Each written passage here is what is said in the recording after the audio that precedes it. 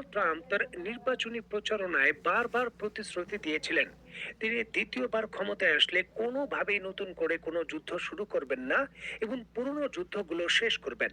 তবে বাস্তবতা হলো পূর্বের সময় থেকে এখনকার স্থিতি আরো বেশি জটিল এবং অস্থির, এবং পুরো পৃথিবী আরো কয়েকটি বড় যুদ্ধের দিকে ধাবিত হচ্ছে। এত কিছুর পরও বিশ্ব ব্যবস্থা সম্পূর্ণভাবে ধ্বংস হয়ে যাবে এমনটা কিন্তু আশঙ্কা করা হচ্ছিল না। তবে ডোনাল্ড ট্রাম্পের নতুন একটি সিদ্ধান্তে বিশ্ব ব্যবস্থা সরাসরি ভেঙে পড়বে তা সুনিশ্চিত করা হচ্ছে। দেখুন, জাতিসংঘ এবং জাতিসংঘের নিরাপত্তা পরিষদ বিশ্বের সব থেকে গুরুত্বপূর্ণ আন্তর্জাতিক প্রতিষ্ঠানগুলোর মধ্যে একটি। 1945 সালে দ্বিতীয় বিশ্বযুদ্ধের পর প্রতিষ্ঠিত হয়ে এর মূল লক্ষ্য ছিল সকল প্রজন্মকে যুদ্ধের ভয়াবহতা থেকে রক্ষা করা। দেখুন, এটা সত্য কথা, জাতিসংঘের বিরুদ্ধে ব্যাপক ধরনের অনিয়মের অভিযোগ রয়েছে এবং তাদের ব্যর্থতারও প্রমাণিত বড় বড় ইতিহাস রয়েছে। তবে এই সকল কিছুর পরও জাতিসংঘের বড় সফলতা হলো দ্বিতীয় বিশ্বযুদ্ধের পর 70 বছর পেরিয়ে গেলেও আরেকটি তৃতীয় বিশ্বযুদ্ধ হয়নি। তারা কিন্তু আলাপ আলোচনার প্ল্যাটফর্মে এটাকে নিশ্চিত করতে পেরেছে। কারণ একটি আলাপ আলোচনার পথ যদি খোলা না রাখা হয় তাহলে অনাস্থা বাড়ে এবং বড় যুদ্ধ শুরু হওয়ার ঝুঁকি বাড়ে। আর এইবার এই জাতিসংঘ এবং নিরাপত্তা পরিষদ ডোনাল্ড ট্রাম্প ভেঙে দিতে চলেছেন। এবং আন্তর্জাতিক সংবাদ মাধ্যমে এখন তোলপাড়, কারণ যুক্তরাষ্ট্রের প্রেসিডেন্ট ডোনাল্ড ট্রাম্প যুক্তরাষ্ট্রের নেতৃত্বে এবং তার চেয়ারম্যানের ভূমিকায় জাতিসংঘ এবং নিরাপত্তা পরিষদের বিকল্প হিসাবে ট্রাম্প পরিষদ, যেটার তিনি নাম দিয়েছেন পিস অফ বোর্ড, তা গঠন করার ঘোষণা দিয়েছেন।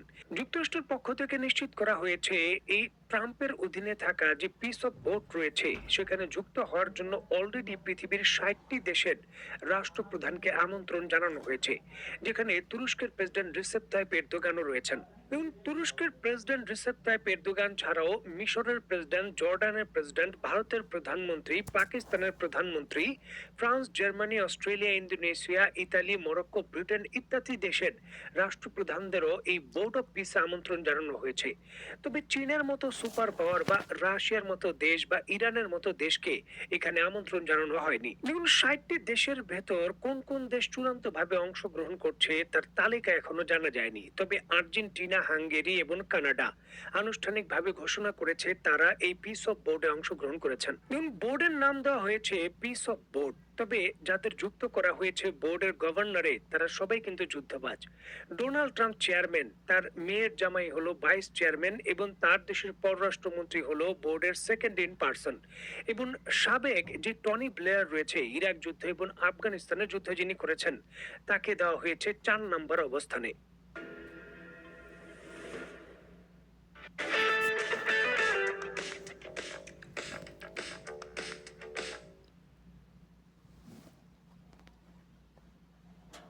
দ্য পিস অফ বোর্ড এটি তৈরি করার উদ্দেশ্য ছিল গাজা উপত্যকাকে রিবিল্ড করার জন্য, যেখানে দ্বিতীয় পর্যায়ের বর্তমানে যুদ্ধবিরতি ঘোষণা করা হয়েছে গাজা উপত্যকায়। তবে এই পিস অফ বোর্ড তৈরি ঘোষণা করে সাথে সাথে ডোনাল্ড ট্রাম্প ঘোষণা দেন জাতিসংঘ এবং নিরাপত্তা পরিষদ অকার্যকর হয়ে গেছে, যার জন্য এই পিস অফ বোর্ড শুধু গাজা উপত্যকা নয়, পুরো পৃথিবীর বিভিন্ন অঞ্চলে এবং রিজনের রিবিল্ড এবং যুদ্ধক্ষেত্রের সিদ্ধান্ত নেবে এবং নিরাপত্তা পরিষদের মতোই কাজ করবে, যার নেতৃত্বে থাকবে যুক্তরাষ্ট্র। তিনি নিজে থাকবেন চেয়ারম্যান এবং বলতে পারেন অনেকটা স্বৈরাচারী নিয়ম। চেয়ারম্যান যদি চায় যে কোনো মুহূর্তে নিয়ম পরিবর্তন করা যাবে, যে কোনো সিদ্ধান্ত তিনি বাতিল করতে পারবেন এবং যে পরিমাণ ফান্ড যুক্ত হবে সেই ফান্ড কোথায় কি ব্যবহার হবে সকল কিছু ডোনাল্ড ট্রাম্প একা সিদ্ধান্ত নিতে পারবেন এবং তার সিদ্ধান্তের বাইরে কেউ যেতে পারবে না।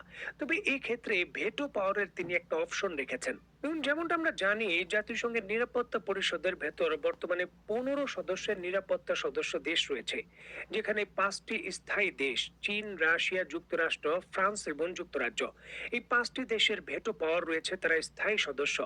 বাকি যে 10টি দেশ থাকেন ধারাবাহিকভাবে একটা নির্দিষ্ট সময়ের পর ভোটাভুটির মাধ্যমে তারা নির্বাচিত হন, তবে তাদের কোনো ভেটো পাওয়ার থাকে না। যেখানে ভারতের মতো দেশ, জার্মানির মতো দেশ, তুরস্কের মতো দেশ, এমনকি ব্রাজিলের মতো দেশও জাতিসংঘের নিরাপত্তা পরিষদের এই ভেটো পাওয়ার জন্য দীর্ঘদিন ধরে লড়াই করছে। এখন ডোনাল্ড ট্রাম্প যে পিস অফ বোর্ড গঠন করছেন যেটা জাতিসংঘের নিরাপত্তা পরিষদের বিকল্প হিসাবে দেখা হচ্ছে। এখানে ভেটো পাওয়ার পাওয়া যাবে।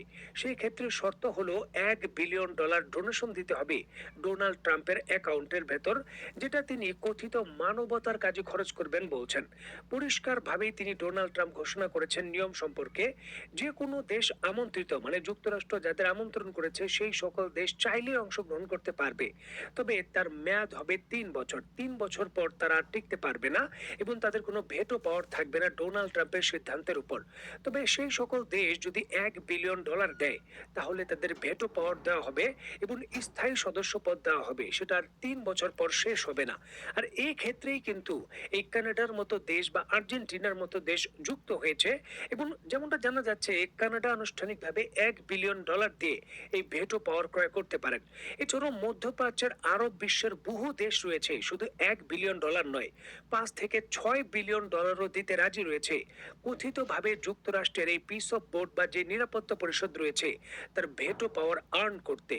যদিও এখানে যুক্তরাষ্ট্রের স্বার্থ বিরোধী বা যুক্তরাষ্ট্রের সিদ্ধান্তের বাইরে কোনো কিছু করারই সুযোগ নেই।